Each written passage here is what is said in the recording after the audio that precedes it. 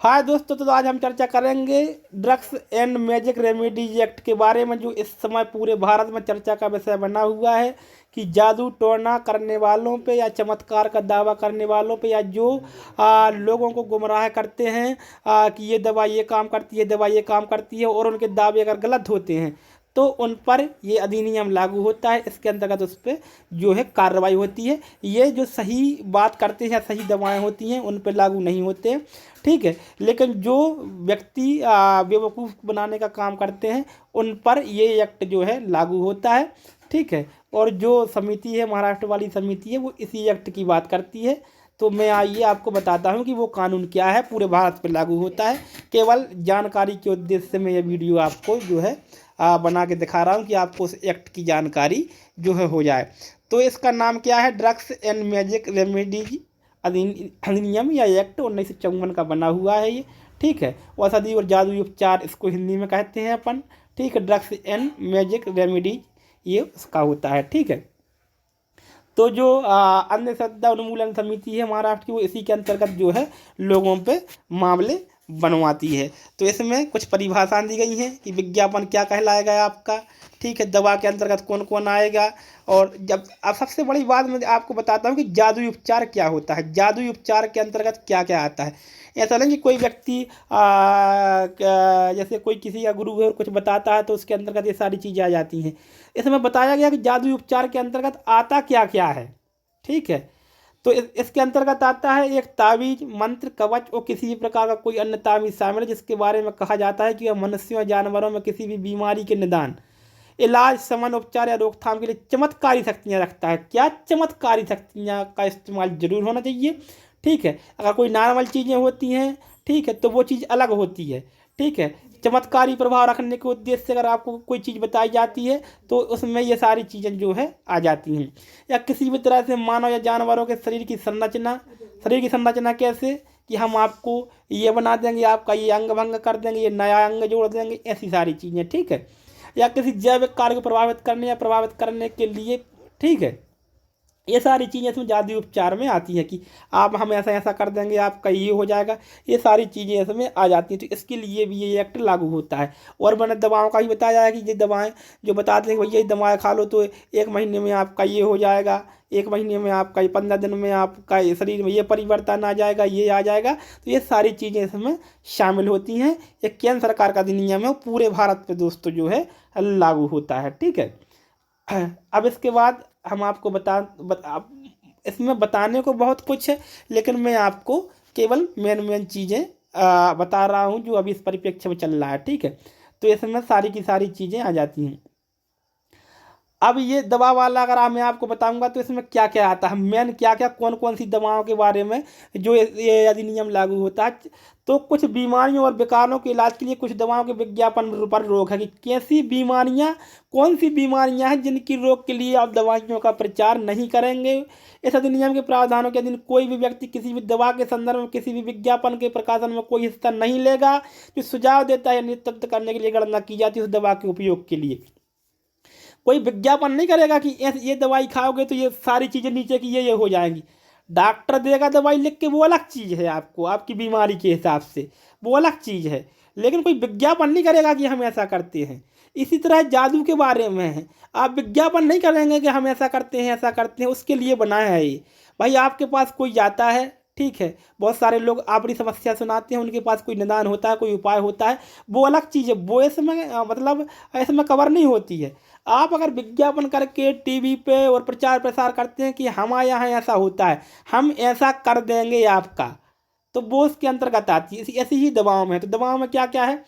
महिलाओं में गर्भपात की खरीद या महिलाओं में गर्भ धारण की रोकथाम आदि कि आपको लड़का हो जाएगा, ये हो जाएगा, बच्चे हो जाएंगे, इस संबंध में कोई प्रचार प्रसार नहीं करेगा, ठीक है। यौन सुख के लिए मनुष्यों की क्षमता का रख रखाव या सुधार, ये चीज़ भी इसके अंतर्गत आती है। महिलाओं में मासिक धर्म संबंधी विकार में सुधार या ठीक है, ये सारी चीज़ें इनका निदान, शमन, उपचार, रोकथाम, ऐसा कोई विज्ञापन नहीं करेगा, ना प्रचार के माध्यम से मुँह से, ना दीवारों पर लिख के, ना पेपर के माध्यम से, ना न्यूज़पेपर के माध्यम से, ठीक है। ऐसे इस प्रकार इस ऐसे विज्ञापनों पे क्या करती है ये अधिनियम, क्या करता है दोस्तों, रोक लगाता है। कार्यों पर रोक नहीं लगाता है, ऐसे काय पर रोक लगाता है, विज्ञापनों पर रोक, जो चमत्कार दिखाते हैं। अब डॉक्टर के पास दवा लेने जाओगे तो वो तो दवा देगा, वो अलग चीज़ है, ठीक है। इसके इसके बाद जो अगली चीज़ आती है, ठीक है, अब जो 5वां पॉइंट इसका देखने लायक है, कुछ बीमारियों विकारों के उपचार के लिए जादुई उपचारों के विज्ञापन पर रोक। ये मैंने दवाइयों पे लगा दिया आपके, ठीक है, कि ये दवाइयों के बारे में है। आपको जादुई जादुई उपचार बताता है कि भैया हम ऐसा कर देंगे तो आपकी ये चीज़ ठीक हो जाएगी, ऐसा विज्ञापन पर रोक है, ठीक है। तो कोई भी व्यक्ति जो जादुई उपचारों को प्रशासित करने का पेशा करता है, जादुई उपचारों को प्रशासित करने का पेशा करता है, यानी काम करता है या करने का तात्पर्य रखता है, किसी भी जादुई उपचार से संबंधित किसी भी विज्ञापन में प्रकाशन में कोई हिस्सा नहीं लेगा, जो सीधे या धारा 3 में निर्दिष्ट जो ऊपर बताई गई है, ठीक है। तो ये भी कोई जो है नहीं करेगा, ठीक है। तो ये कुछ अपराध बताए गए। और धारा 7 है, इसमें इसकी दंड की व्यवस्था की गई कि अगर कोई ऐसा विज्ञापन करेगा तो उसके लिए क्या चीज़ होगी, क्या रेमेडीज होगी। तो जो कोई भी इस अधिनियम के किसी भी प्रावधान का उल्लंघन करता है, ठीक है, तो क्या होगा, दंडनीय होगा। कितने से, पहली जो सिद्धि पर 6 महीने तक की कारावास या जुर्माना या दोनों के साथ होगा, ठीक है। और अगर दोबारा करता है इसी काम को तो 1 वर्ष तक की सजा या जुर्माना या दोनों का इसमें जो है प्रावधान किया गया है। अब ये तो ठीक है, हो गया। सबसे बड़ी चीज़ इसमें क्या है, प्रवेश तलाशी आदि लेने की जो शक्तियां हैं, जो राज्य सरकार द्वारा प्राधिकृत अधिकारी हैं, जहां उनको ऐसा लगता है कि ऐसा प्रचार की सामग्री है, ऐसा प्रचार होने वाला है, तो उसको अपने कब्जे में ले सकते हैं, तलाशी ले सकते हैं, ठीक है। और जो तलाशी के लेने के जो नियम है सीआरपीसी में, उसके अंतर्गत जो है क्या कर सकते हैं, उसमें किसी भी मकान में, घर में प्रवेश कर सकते हैं और तलाशी ले सकते हैं, और ऐसी सामग्री को क्या कर सकते हैं, जब्त कर सकते हैं। रजिस्टर वगैरह जो भी कापी किताब या सारी चीज़ें वहाँ पे मिलेगी, सामग्री सबको क्या कर सकते हैं वो, ठीक है, क्या कर सकते हैं, तलाशी ले सकते हैं और जब्तियाँ भी बना सकते हैं, ठीक है। और मजिस्ट्रेट को क्या कर देंगे, ये सूचित कर देंगे, ठीक है।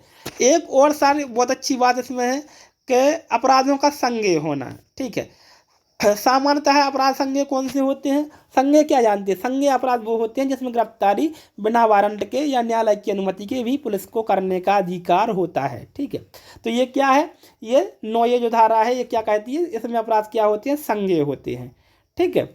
अब आती है कि इसमें विचारणा करने के अधिकार तक कौन किसको है, किस न्यायालय में चलेगा, तो प्रथम श्रेणी मजिस्ट्रेट के यहाँ चलेगा।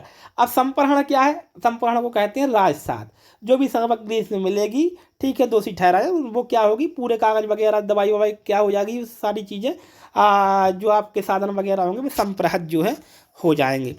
अब इसके अंतर्गत और बाकी तो कानून की चीज़ें हैं, आपको इसमें समझने की आवश्यकता नहीं है। बाकी जो एक और आपको समझने वाली चीज़ है जो मैं आपको बताऊंगा, इसमें नियम बनाने की शक्ति किसके पास है, केंद्र सरकार के पास है। केंद्र सरकार क्या करेगी, इसमें समय समय पर अपने नियम जो है परिवर्तित करती रहेगी।